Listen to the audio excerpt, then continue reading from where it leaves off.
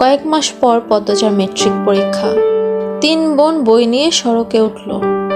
পদ্মজার কোমর অবধি ওড়না দিয়ে ঢাকা।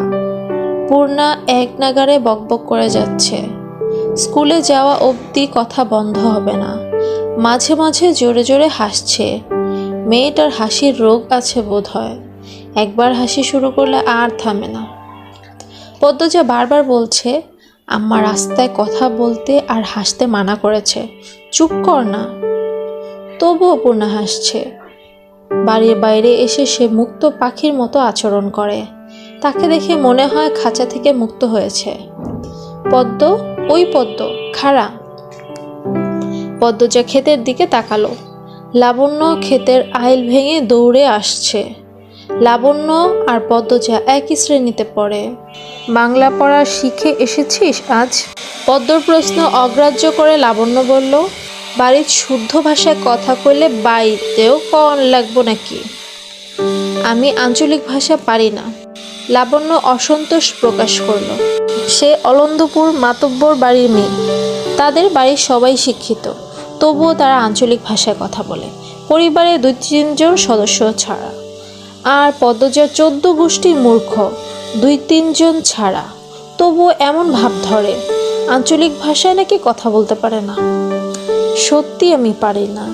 ছোট থেকে আম্মা শুদ্ধ ভাষা শিখিয়েছেন, উনিও বলেন, তাই শুদ্ধ ভাষার কথা বলতেই আরাম পাই। পূর্ণা তো পারে, আমার চেষ্টা করতে ইচ্ছা হয় না।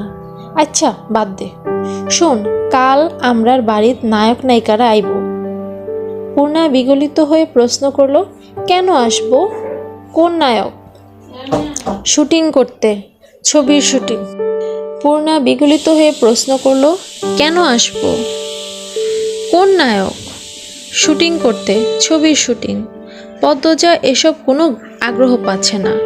পূর্ণা খুব আগ্রহবোধ করছে। সপ্তাহে একদিন সুমিদের বাড়িতে সাদা কালো টিভিতে সে ছায়াছবি দেখতে পায়, তাই অভিনয় শিল্পীদের প্রতি তার আগ্রহ আকাশ ছোঁয়া। পূর্ণা গদগদ হয়ে প্রশ্ন করলো, কোন নায়ক নায়িকা? বলো না লাবণ্য আপা। দাঁড়া, মনে করি। পূর্ণা কৌতূহল নিয়ে তাকিয়ে আছে। লাবণ্য চোখ বুঝে মনে করার চেষ্টা করলো। এরপর মনে হতেই বলল, লিখনসা আর চিত্রা দেবী। তুমি আমার ছবির নায়ক নায়িকা? হ। স্কুলে যাওয়ার পুরোটা পথ লাবণ্য আর পূর্ণা ছায়াছবি নিয়ে আলোচনা করলো। মূল বক্তব্যে ছিল লিখনসা। সো আজকে এই পর্যন্তই। আর চ্যানেলটি সাবস্ক্রাইব করতে কিন্তু ভুলবে না। পরবর্তীতে কি হতে যাচ্ছে প্রেডিকশন করো তো।